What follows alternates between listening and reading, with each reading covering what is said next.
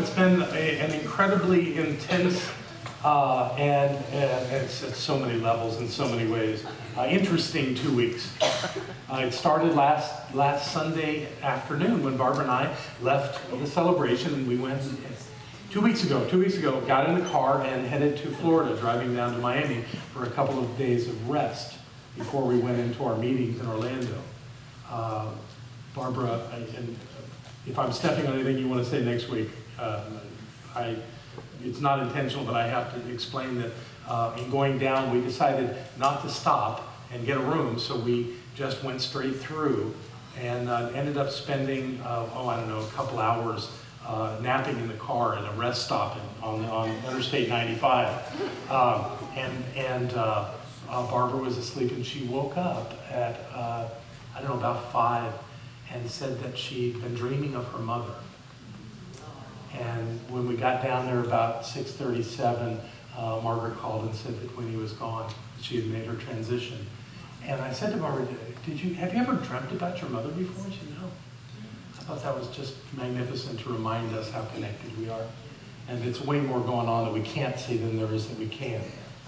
So we got down there, of course, everything shifted because now our focus is to get ready for her funeral down in Florida, in Miami, which we did. And it was a Methodist funeral.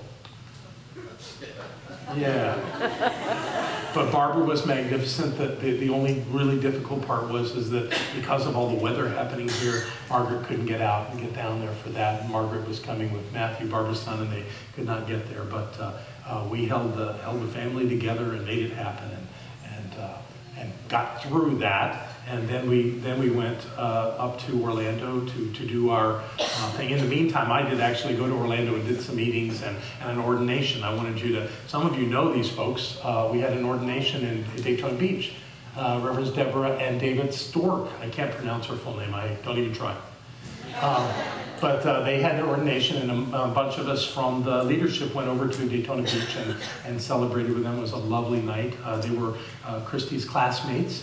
And they have a brilliant ministry in Orlando, and they surprised me. Barbara and I were supposed to be the ordination speakers that night, and we were going to speak together, but Barbara, because of what was going on, wasn't able to come, and so I did it by myself. It wasn't quite the same. But they were very gracious and glad that I was there, and they actually played we sang a song, and it was the song of that poem in the front of my book. Were the words to it. It was really lovely, so it was wonderful to be with them. So we did that, and then we began our spiritual living convention, our 2014 spiritual convention, and we had some fascinating speakers come in for that. I want to introduce them to you. We're going to start with Bishop Yvette Flunder. Somebody knows her? Okay, so you know what? Stop right here. If you were at the convention, would you please stand? Let's acknowledge those of you who are in the room that were there. Obviously, that really worked for Lissa, that Bishop Yvette was there. Let me tell you about this woman. She is the founding minister of City of Refuge United Church of Christ in San Francisco, California. She describes her worship services as Bapto-Metho-Costal. I'll say that again, Bapto-Metho-Costal. You got it? Okay. So why would we have a Bapto-Metho-Costal come speak to us? Well, she is also the presiding bishop of Fellowship for Affirming Ministries, which is a group of more traditional ministries that are really looking at ministry in a different way. The focus of this Fellowship of Affirming Ministries focuses on criminal, economic, youth, racial, and LGBT justice, human rights advocacy, gun violence reduction, and immigration reform, just as a sampling of what they focus on. Not what you normally see in those environments. And someone that we saw a great connection with, a great alignment with. So what we did, we had plenty to talk about, and Bishop Yvette was a tremendous speaker, and we actually signed a Strategic Alliance Partnership Covenant with her organization, Fellowship of Affirming Ministries, which in essence said that though our faiths may be a little different, because she speaks in a dualistic way. She speaks of an outside God, but everything else that she talked about, we just resonated with. So the idea is that we connect at those things and make that part of our life one and connected. So it was a wonderful connecting, and there was an actual covenant that was signed by her, by Dr. Ken Gordon, and by Reverend David Alexander, and she was just a wonderful addition. Started us off on Monday morning with that. And then we had, I think it was Wednesday night, Austin Vickers. He spoke to us on, he is an expert on the art of imagination, produced a movie called People versus the State of Illusion, and talked about how principle functions in science. And he spoke of many wonderful things that brought forth who we are and what we believe, but from a very scientific point of view. And one of the things that popped for me was, he said that 98% of the atoms in every one of our bodies is different every 6 months. 98% of the atomic structure of our body changes every 6 months. Some things much, much faster, you know, the lining of your stomach every day, your skin every 5 days. That's why you can't keep a tan. Constantly changing, our bodies are. So his question was, when you talk about your knee, are you talking about your knee today, or the knee you had 6 months ago, or the knee you're going to have in 6 months? What a concept. It really changes how you view your relationship with your body, and many other things that he brought up that were brilliant. So we had a great time with Austin. And then we had Gene Houston.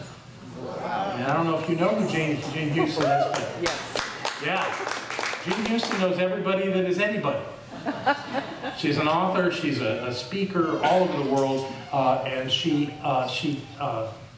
advises many political leaders around the world and many celebrities, and she's very well connected. She did her name dropping. She mentioned, I don't know if she mentioned Hillary Clinton, but she certainly worked with her. She certainly talked about Joseph Campbell and their relationship, and a bunch of other people. It was quite amazing. So Albert Einstein, and she had met Ernest Holmes when she was 9 years old.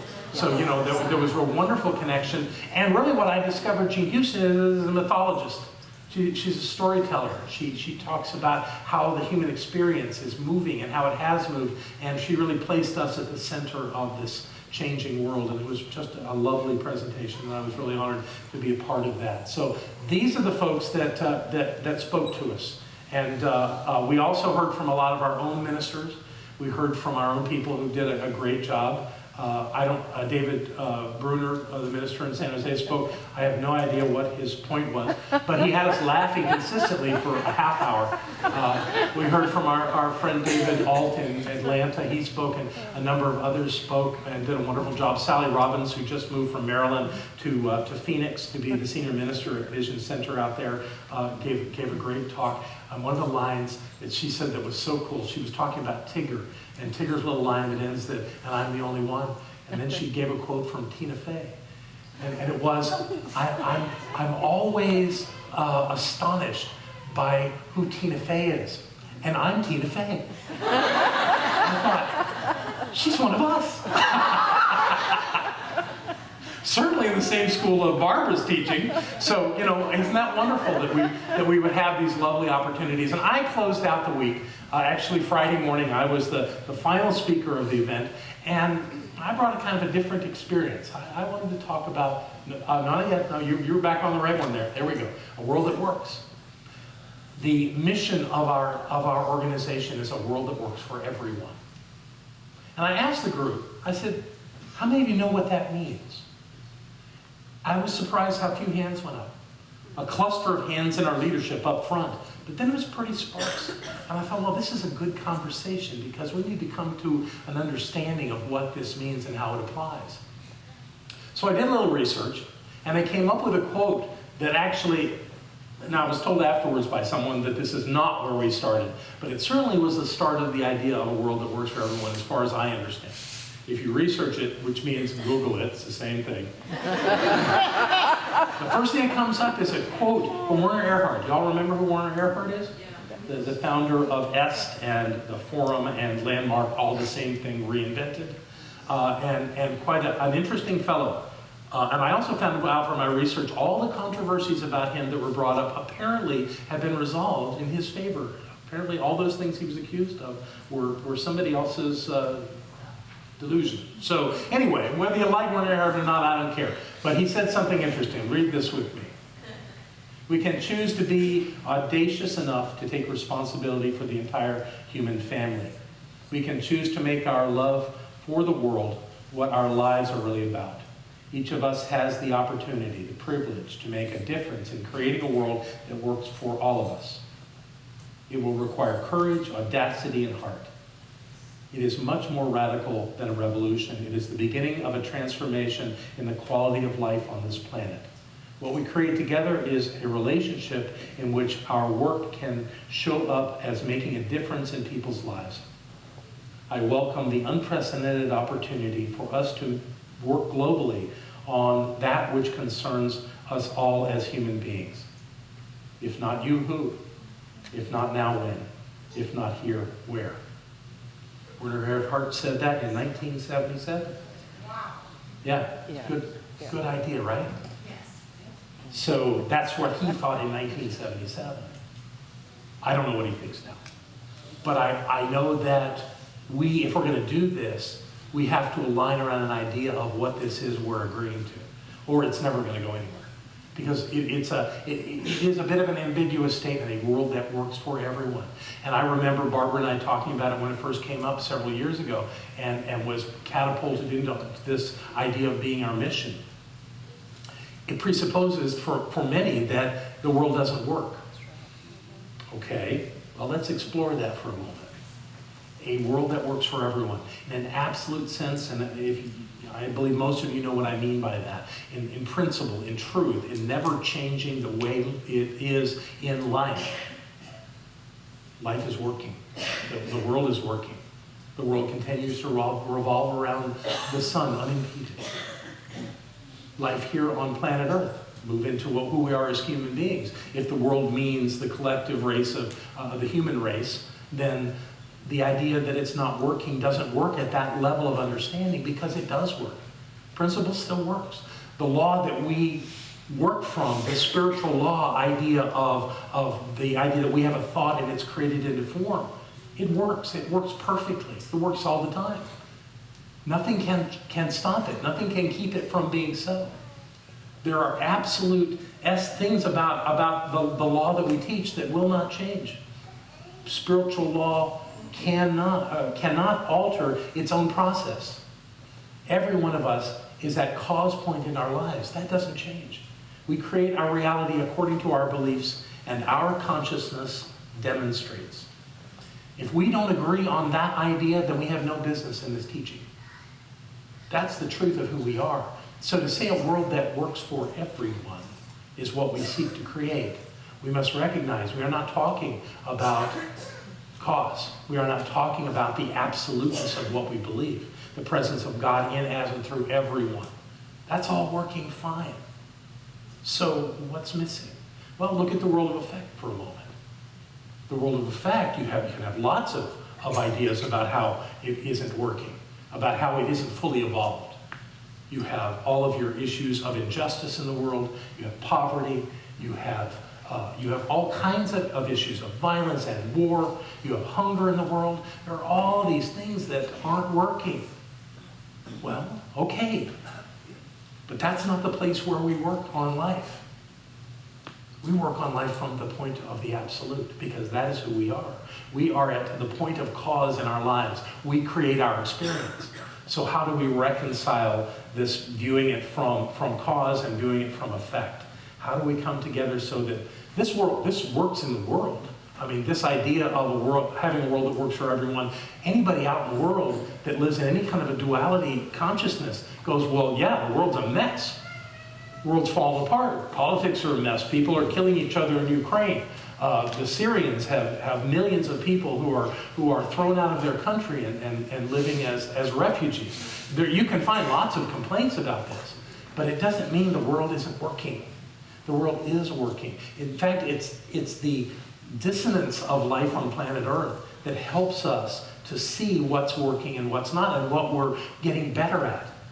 I used an example in my talk. I'll share it with you. When I was a member of an organization called Results, started when I was living in Miami. And I joined this grassroots lobbying group that worked with congressmen and senators and the news media in Washington, D.C. Great group of people. It's actually founded by a guy that went to my high school. And what we would do, we'd have people from all over the world come to Washington. I think it was in the summertime we did it. And Sam had been a music teacher in his prior life, so he would always teach us to sing harmonies of songs. We did the Rose one year. It was just so hard to get us to be harmonious with that, but he worked on us until we got it. And he would not let us go talk to our congressman until we could do it. You know, he wanted to give us a win. And so we would talk about this, and we would be happy. We would joyously discuss what we had to, and then we would go talk to congressmen about how every day 36,000 children were dying in the world of hunger and malnutrition. 36,000 every day. And what would always happen when we would do this, whether we were there at the conference or if we were talking to congressmen in our districts or if we were talking to the news media, they would all get back to us that, yeah, we understand that 3,600 children die every day. And we'd have to correct them over and over again. None of them wanted to get 36,000 children were dying every day because we did not have the political will for them to have a life where they could grow and prosper. 36,000. So I remember after being in that organization for a number of years, it was announced. I was at a meeting.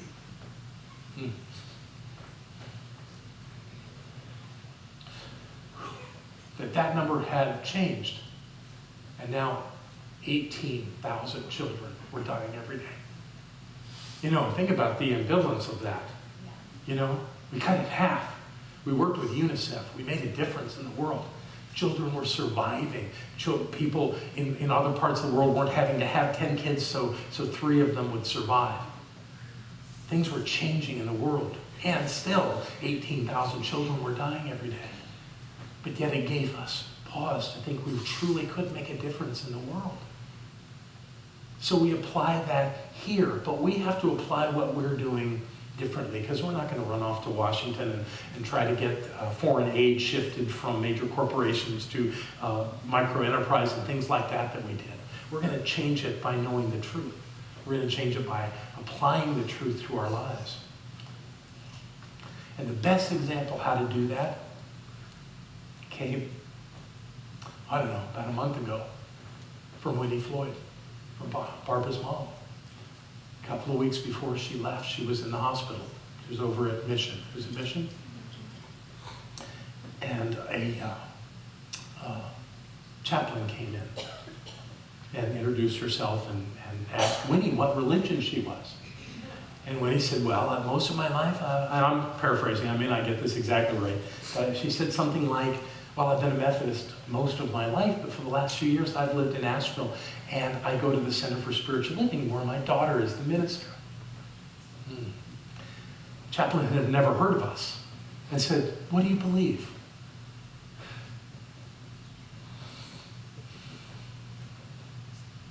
This 93-year-old Methodist laying in a hospital bed said, what we believe at the Center for Spiritual Living is that you can do anything with your life, but first you have to do it inside. You have to do it inside. I've never heard it said so elegantly. Which means that 93-year-old woman sat right over here every Sunday, and she listened, and she applied that to her life. The woman was grateful, but I have to tell you that that's the essence of who we are. That if we're going to change the world, it must start at the point of us. All the great ones know that. Gandhi was once asked by a woman to tell her son that he had to quit eating sugar. And he said, come back in a week. She didn't know why, but she left and she came back in a week. And Gandhi took the child and said, you must stop eating sugar. And the child said, okay, and left. And the mother said, why did I have to wait a week for that? He said, I had to stop eating sugar.